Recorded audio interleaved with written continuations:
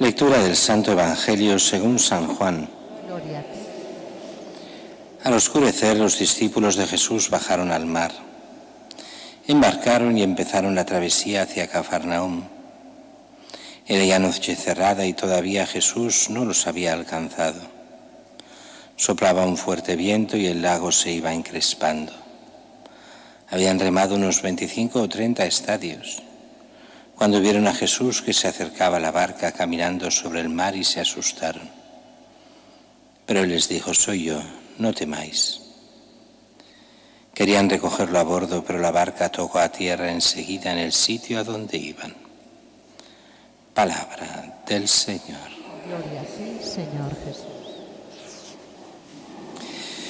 La primera lectura de hoy nos muestra uno de los problemas que tenía la primera comunidad, la comunidad cristiana de Jerusalén, donde, se generaron muchísimos problemas con lo que era la caridad hacia los pobres de la propia comunidad.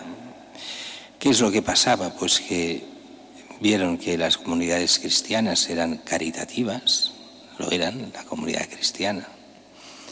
Y entonces mucha gente se hace cristiana por la caridad, también en parte por la admiración, pero en parte para aprovecharse también de la caridad cristiana. Y se crea todo un movimiento enorme de caridad. De momento funciona a nivel que muchos venden sus tierras, otros aportan fuertes sumas de dinero, pero la organización no era lo propio de los apóstoles. Los apóstoles son pescadores, no son organizadores, no han hecho cursos de organización empresarial ni mucho menos, y no saben cómo llevar eso y lo llevan mal. No solo eso, hay un gran problema en esa primera comunidad, y es el de los idiomas. La gente piensa que todos los judíos eran iguales y no es así.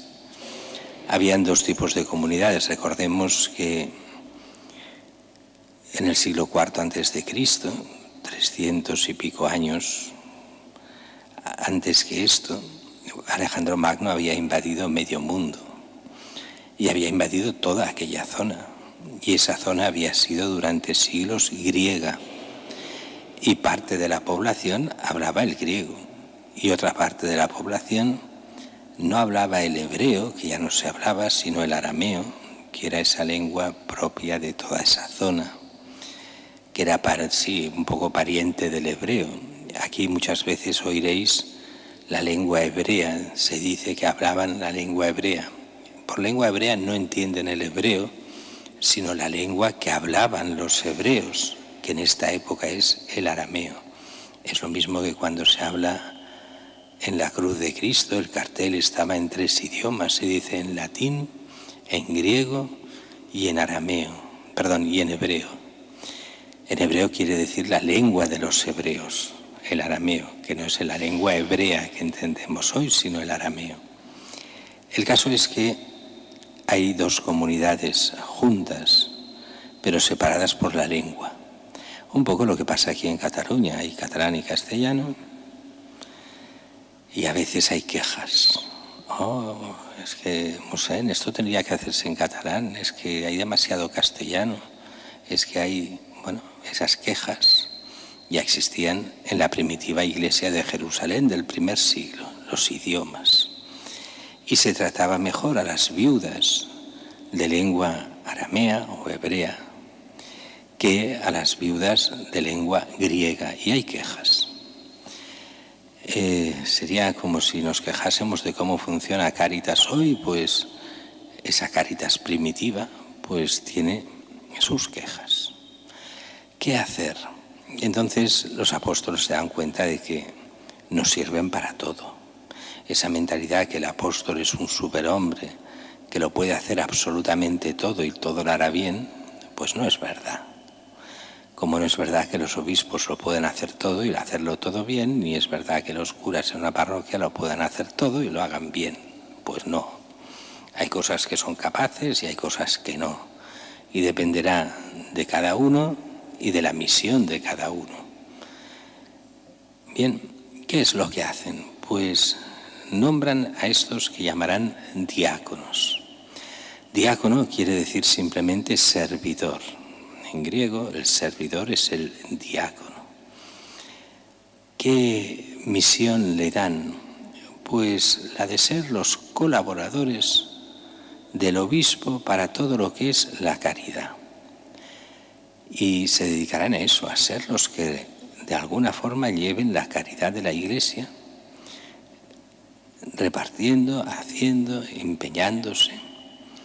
Estos 7 primeros diáconos y después las iglesias, las parroquias, las diócesis tendrán sus diáconos.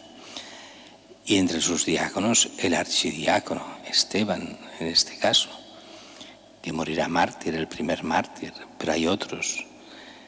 Recordemos, uno de los archidiáconos más famosos de la historia era San Lorenzo, y con él tantos.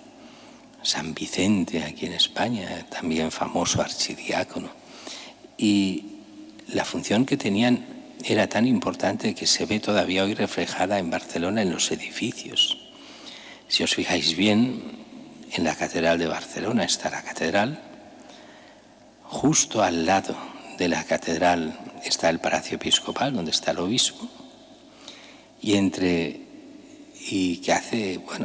Justo delante de la catedral, tocando la catedral y tocando al Palacio Episcopal, un edificio que hoy no es de la Iglesia, pero que lo fue hasta que se lo quedó el Estado, que era la casa del arcediano, o sea, del diácono principal, que era el que se dedicaba a la caridad de una forma especial, llevaba todo lo que hoy llamaríamos Cáritas, pero en aquella época no existía todavía lo que se llama Cáritas, sino toda la actividad caritativa de la Iglesia, la llevaban los diáconos.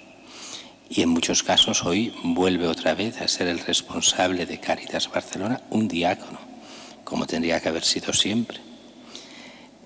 El caso, estos diáconos se dedicarán a lo que es la caridad. Y por extensión, y esto se ve en los Hechos de los Apóstoles, lo veremos los próximos días, estos diáconos se dedicarán también a predicar, sobre todo a los alejados, al apostolado. Y como tal predicarán a los alejados.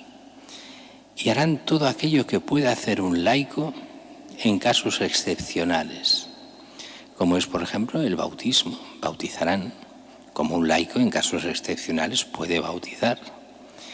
Y hoy en día diríamos, pues también lo que hacen es ser testigos de matrimonios. Un laico, con permiso del obispo, podría hacerlo. ¿Qué es hoy en día cómo se ve al diácono? Pues se dice que en el sacramento, esto es complicadísimo de entender a veces, y a veces uno se explica muy mal y no se entiende bien. En el sacramento del orden, desde el Concilio Vaticano II quedó clarísimo que hay 3 grados: el episcopado, grado sumo, el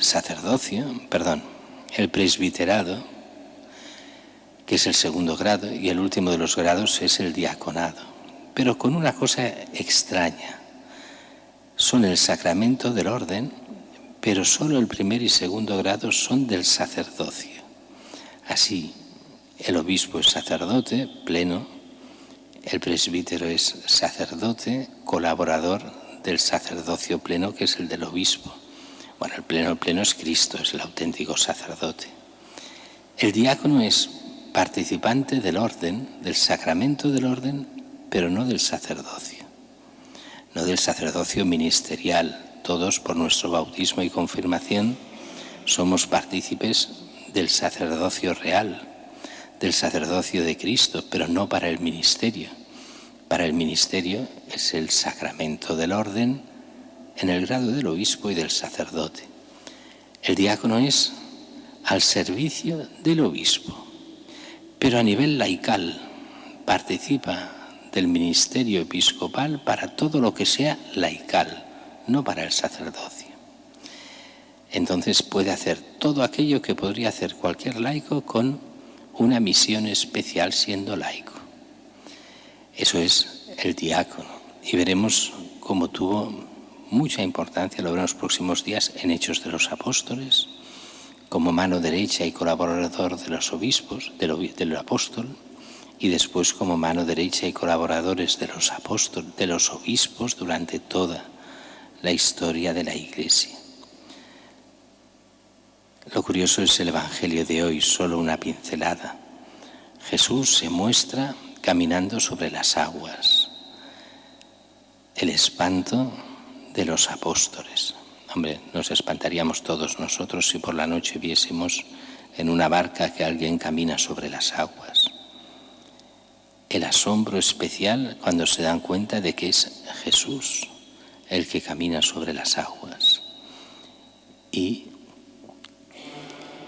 el darse cuenta de quién es este Jesús. Para nosotros es muy fácil, porque ya lo hemos vivido todo esto, porque ya sabemos cómo acaba. Para nosotros es fácil decir que Jesucristo es el Hijo de Dios hecho hombre, que murió por nuestros pecados, que resucitó, que nos da la gracia, que nos da la esperanza de la vida eterna y nos da esa vida eterna si le somos fieles. Pero para ellos era mucho más complicado. ¿Quién es este que camina sobre las aguas? Van viendo las cosas de Jesús y no las acabarán de entender del todo hasta que reciban en Pentecostés el Espíritu Santo. Pidamos que Dios nos envíe su Espíritu, que entendamos las cosas de Dios, pero sobre todo que convirtamos nuestro corazón a Él para seguirle de verdad y poder entrar en la vida eterna.